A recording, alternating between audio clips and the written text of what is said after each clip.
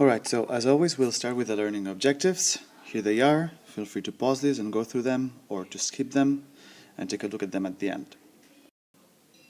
So the other day we talked a little bit about EMF, and I told you that it's basically voltage, but that wasn't so precise, so I'm going to talk about it a little bit more.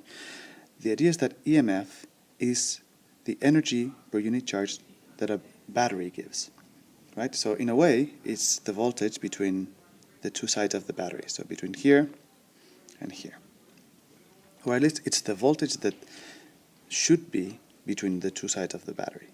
But in practice, well, if you put a battery in any circuit, you'll see that the batteries heat up, which means that some of the energy that these guys are giving the electrons that flow around the circuit is actually being lost inside the battery.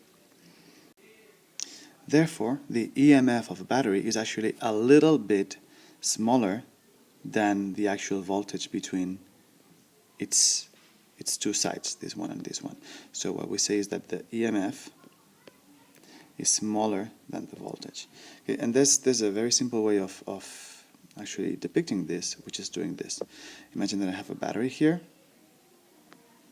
and I say, well, since this is dissipating some energy, where's this energy going? Well, it's as if this had an internal resistance, right? So what we do is we model batteries as an ideal source of voltage, which is this, plus an internal resistance that has a resistance r, little r, and we call it little r, not big R, to differentiate it from the actual resistances that we have. Therefore, the voltage between these two sides of the battery is actually the EMF, but then the voltage between here and here, which is what we actually see, is just V, which is always a little bit less than the EMF. Now, this is actually really easy to calculate, because if we know the internal resistance of the battery, we can figure this out pretty fast. So what we need to do is say, well, the voltage between here and here is E for EMF, so this little E guy, and then the voltage that we lose between these two sides of the battery is going to be the intensity times R. Remember that this little point means times. Therefore, the total voltage will be E minus intensity times R. Of course, we will need to figure out the intensity first, and for that we need the whole circuit.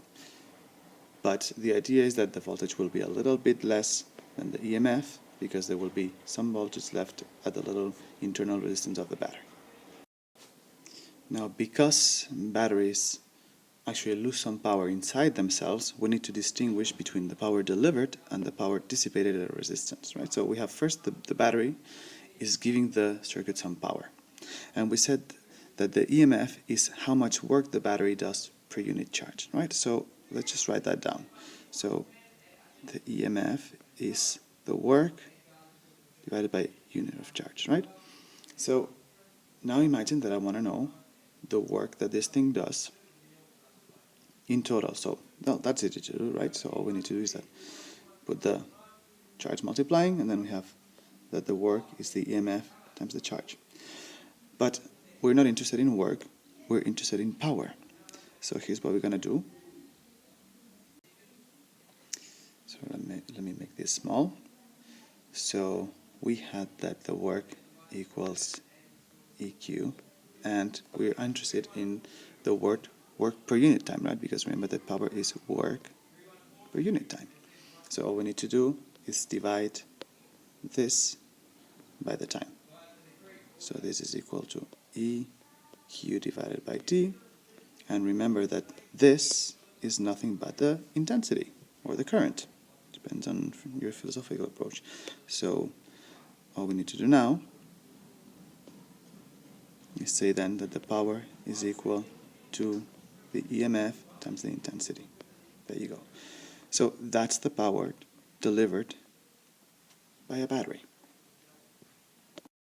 So until now we focused on the power delivered by the battery, and now we want to know the power dissipated by a resistance. So imagine that we have a potential difference here, V.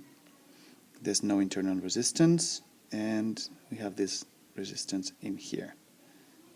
and we want to know how much power is lost every time that a charge goes from here to here.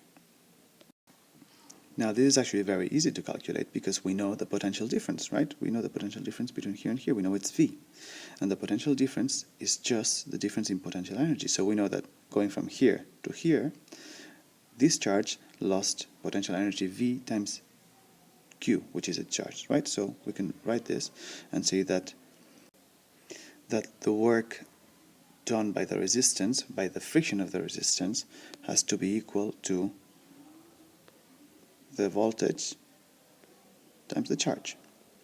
And again, just like before, all we need to do now is say, well, since power is work per unit time, then the power dissipated will be equal to VQ times T, divided by T, and that's VI, which is the same thing we had before, but instead of the EMF, we have the potential.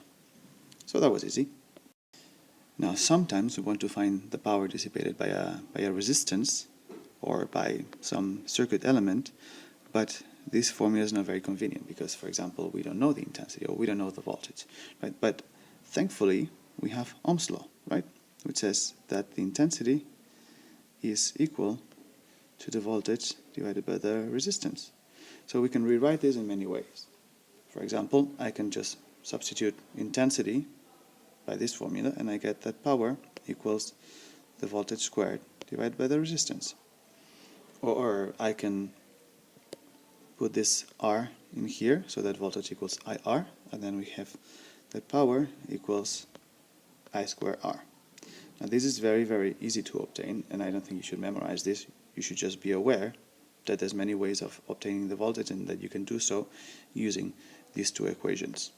And everything else from there is pretty straightforward. I would like to look now at component combination. So what happens when we take two resistors and we put them one after the other? And the answer is that these two resistors are going to act as if they were one bigger resistance that we're going to call RT for total resistance. Now I encourage you to figure this out on your own before I do it. All you need to do is bear in mind that the total voltage has to be V and that energy is conserved. So the energy lost here plus the energy lost here has to be equal to the energy lost from here to here. If you do this, you'll be able to figure the total resistance on your own. Now that said, I'm going to do it for you and hopefully you pause the video and did it for yourselves. So what we need to do here is first realize that the intensity going through this circuit has to be the same all the time because charge is not created or destroyed, right? I can't just kill electrons. Therefore, all the electrons that come out of here just go through the whole thing. That's the first thing that I need to realize, that the intensity I has to be the same for everybody. Second thing that I have to realize is that the voltage difference here plus the voltage difference here has to be equal to the total voltage because of energy conservation. So let's call this V1 and let's call this V2. And we know that V1 plus V2 equals V. Now, if you remember Ohm's law, V equals IR, right? So, well, for the first resistance, V1 has to be equal I times R1. So, I times R1 plus I times R2, by the same reasoning, has to be equal V, which should be I times the total resistance. So, I times RT. And we pretty much have it, right? Now all we need to do is take what we just got and be like, okay, well, intensities cancel out, right? So if I divide everything by the intensity, I get that RT has to be equal to R1 plus R2, which is pretty much common sense, right? Now this part is a little tougher, but I still think you can do it on your own. You need to bear in mind two things. First, the intensity that's going through this circuit will split in two. So this will be I1 and this will be I2. And the sum of these two has to be equal to the total intensity because, again, I can't kill electrons, right? First thing. Second thing, remember that the voltage in a conductor is always the same. So the voltage here and the voltage here is the same, which means that the potential difference between here and here has to be equal to the potential here, the difference between here and here, which is equal to V. Now, with this information, you should be able to figure this out on your own. So please pause the video and do it yourself before you see me do it. Okay, so hopefully you listened to me. If you didn't, well, it's your choice. Let's get started. So here's what we're going to do. First thing, I'm going to say that the total intensity is equal to I1 plus I2, which is same thing I did before, right? And from this I'm going to figure out the combination of resistance. And remember that here also we have this RT, which is the total resistance, right? So again, using Ohm's law, remember that I equals V divided by R, so we can apply it to each one of the resistances, to the total one and to R2 and R1. So let's get started. So first thing, I here will be equal to total V divided by total R, right? So V divided by total R has to equal to, now I1 will be equal to V, because again remember that the potential difference here is the same as the potential difference between these two because they're in the same conductor. So still V divided by R1, and this one will be V divided by R2, and yay! Turns out that we can get rid of these V's and we get the final formula, which is this. 1 divided by RT equals 1 divided by R1 plus 1 divided by R2. This one's not so obvious, but it makes sense. So what do you think happens if I put two cells in series? Well, according to the water analogy, each of these cells lifts up the charges a little bit, right? Gives them more potential energy. So if this one lifts them up a little, this one lifts them up even more, the total potential energy, the total height, will be the addition of both. So therefore, when I put two cells in series, the total potential difference will be the addition of both cells, and that works for as many cells as you want. Now let's say I want to measure the potential difference between two sides of a resistance. And remember that if I wanted to measure the potential difference between here and here, let's say, I would just get 0, because everywhere in a conductor the potential is the same. Now, if I want to do this, I of course need a device that I can connect to two sides of the circuit. Otherwise, I would just be measuring potential, not potential difference. And remember, potential is completely irrelevant. Actually, I can just decide to put the zero potential wherever I please. Right? So I need a device that I can connect to two sides. Therefore, this forces me to put it in parallel with the resistance where I'm measuring the potential. Now, this is a little problem, right? Because here I have a certain intensity that's coming in, and the potential dissipated by this resistance here is I times R1. But if I put the potential, the voltmeter here, some part of this intensity is going to go this way, and therefore this intensity will be lower, and therefore the potential between the two sides of the resistance is going to be lower. So ideally, I wouldn't want any intensity, any current whatsoever, to deviate and go to the voltmeter. How do I do this? Well, I need to make the voltmeter's resistance very, very large. So ideally, the resistance of a voltmeter is infinite. In practice, of course, it's never infinite, but it's very, very, very large. Now, if we want to measure current, things are different. What we need to do is place the ammeter right in the thick of it all. Because if we put it here, for example, what will happen? Well, that very little current would go through it, and therefore we wouldn't get an accurate reading for the current. So this is not a good spot to put our ammeter. Now, the problem here is again that if the ammeter has a very high resistance, then the total intensity in the circuit will be less. So in this case, what we want is for the ammeter to have very, very low resistance. ideally the resistance of an ammeter should be 0. Now the reason that we use electricity is that it's very useful, and one of the reasons it's very useful is that we can use it to sense stuff. And these are 3 examples of things that we can do with electricity. Now the first one is called a thermistor, and it's just a resistance that depends on temperature.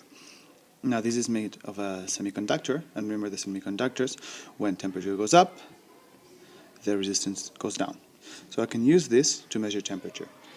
I can make thermometers with it, and I can also use this for fire alarms, and I'll show you that later. Now the second one is called a light sensor, and again it's made of a semiconducting material, and the idea is that when light is shown on it, electrons in the outer layers get enough energy to conduct. Therefore, when there's light shining on this thing, the resistance goes down again. And I can use this for all kinds of things. So for example, when it's really dark outside, this can sense it and turn on the lights in the building, for example. Now the strain gauge is a really simple device, and it's just really clever. So the idea is you just have a wire of conducting material, and what happens when there's a strain in this gets longer, and the cross-section gets smaller because it's getting strained. And this makes the resistance higher, because remember that resistance goes up with length and goes up when the area gets smaller. So that's how we detect strains. So all we need to do, for example, we get one of these things, we attach it to a part of the building that we want to measure, and then the resistance of this thing is going to tell us whether that part of the building is being strained or not. Easy, huh? A very useful device for making sensor is called the potential divider, and the idea is very simple. You have an input voltage, and then you have an output voltage that depends on these resistances. And the output voltage is actually very easy to calculate in terms of this, right? So using Ohm's law, we have that the total intensity is going to be equal to the input voltage divided by R1 plus R2, right?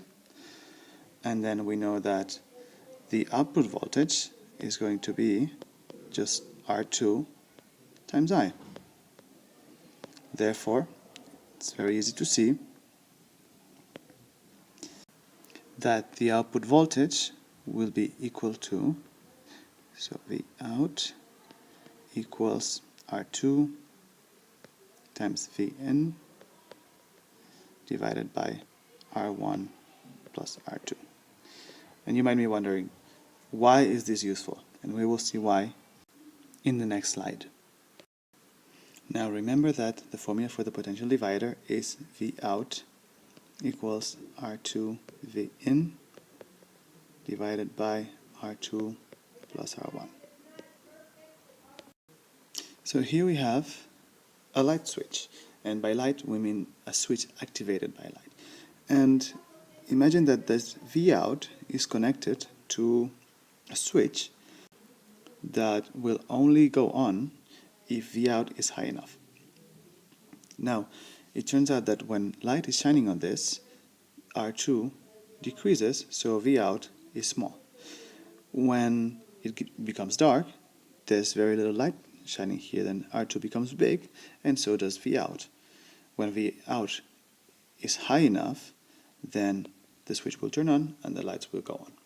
So we can use this to make a sensor that will turn on the lights in the building when there's no light from the sun, for example. Another really cool application of this is the fire alarm. So in this case, we have exactly the same, but this depends on a thermistor, remember, which is a resistance that gets lower when the temperature gets higher. Now again, we have that V out equals V in R2 divided by R1 plus R2. And in this case, what happens is that when R1 decreases, then VO increases. And again, we can use this as a switch that will only turn on when the temperature in R1 is high enough. So for example, Hey, the sensor says that the temperature in the room is 50 degrees. Wow, maybe the building's burning down. We should turn on the fire extinguishers. And that's how you make a fire alarm. Alright, so that's the end of the video. Here are the learning objectives again. Please check that we've gone through everything, and if you're comfortable with this, we can start doing some problems next day in class.